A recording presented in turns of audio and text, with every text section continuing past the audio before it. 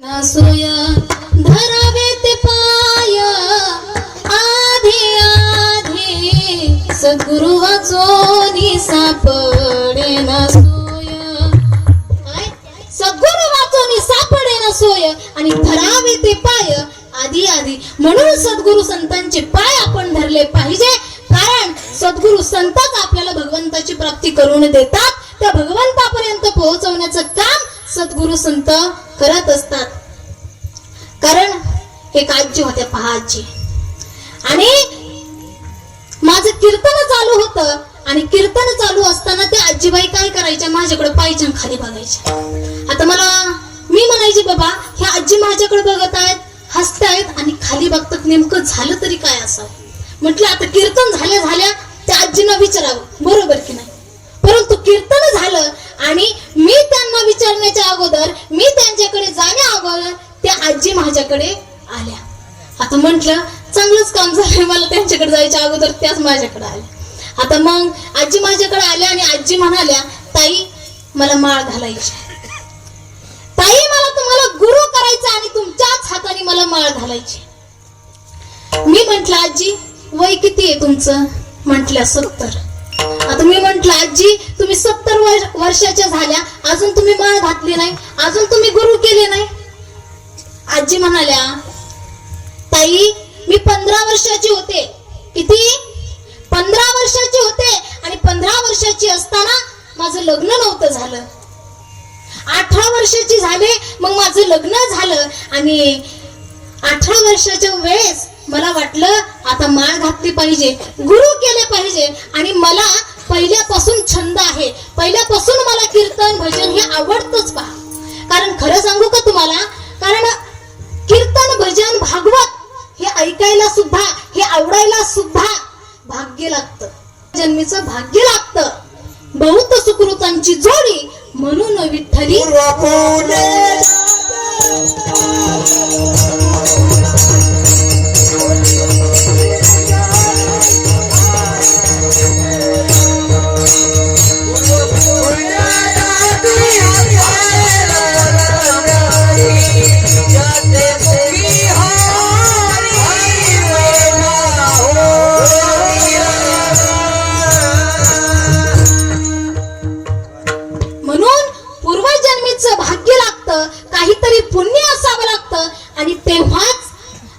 भजन कीर्तन भागवत हे आवडत असून त्याचा छंद आपल्याला लागत असतो।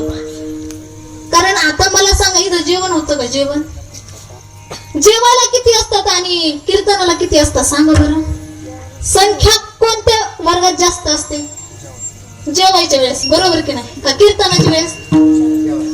बरोबर। कारण की जेवढे जेवायला असतात तेवढे कीर्तनाला नसतात, बरोबर की नाही? परंतु जेवणाला जेवढे असतात ना तेवढेच कीर्तनाला सुद्धा असले पाहिजे। उलट जास्त संख्या आपली कीर्तना सुद्धा असली पाहिजे। आणि प्रत्येकाच्याच भाग्यामध्ये कीर्तन भजन हे नसतं हो, ज्याचं भाग्य असतं त्याच्याच मध्ये असतं भाग्यामध्ये, बरोबर की नाही? म्हणून आपण काय केलं पाहिजे तर भजन कीर्तनात आलो पाहिजे आणि आल्या आल्या त्याचा छंदही आपल्याला लागत असतो। काय चाललं होतं आपलं मगाशी? त्या आजी माझ्याकडे आल्या, लक्ष आहे ना तुमचं? आहे ना? हा। तर मग त्या आजी माझ्याकडे आल्या आणि आजी म्हटल्या आता मला तुम्हाला गुरु करायचंय। कारण मी 18 वर्षाची झाल्याच्या नंतर केला होता, परंतु गुरु केल्याच्या नंतर 25 वर्षाचे झाल्याच्या नंतर गुरु मेला। जसे गुरु ते मेले माझे, तसे मी परत 30 वर्षाचे झाल्याच्या नंतर परत गुरु केला, तोही गुरु मेला। बघता बघता 40 वर्षाची झाली तेव्हा गुरु केला, तोही मेला। आताही मला तुम्हाला गुरु करायचं। आता सांगा मला काय केलं पाहिजे? मी म्हंटल आजी आता मला पण देता का लावून? कुणाकडं? माझी सुटका करता काय?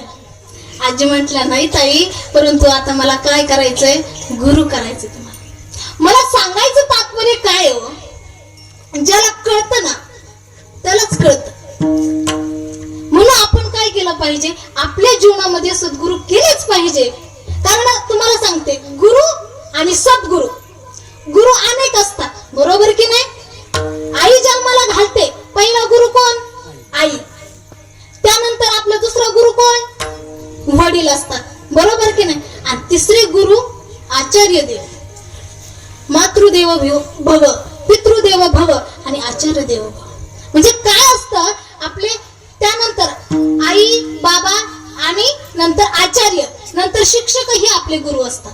परंतु सद्गुरु म्हणजे ह्या जन्म मरणाच्या फेऱ्यातून आणि भगवंताची एका क्षणामध्ये जे प्राप्ती करून देतात त्यांना म्हणतात सद्गुरु.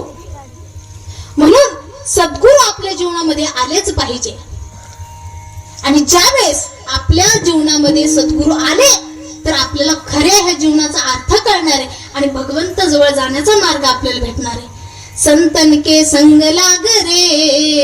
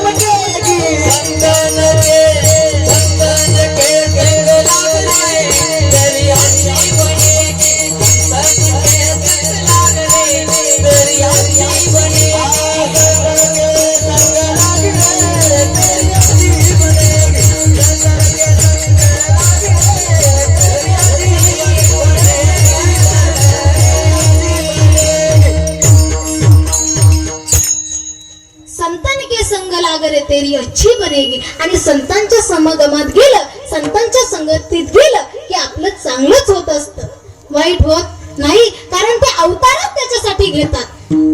कशासाठी?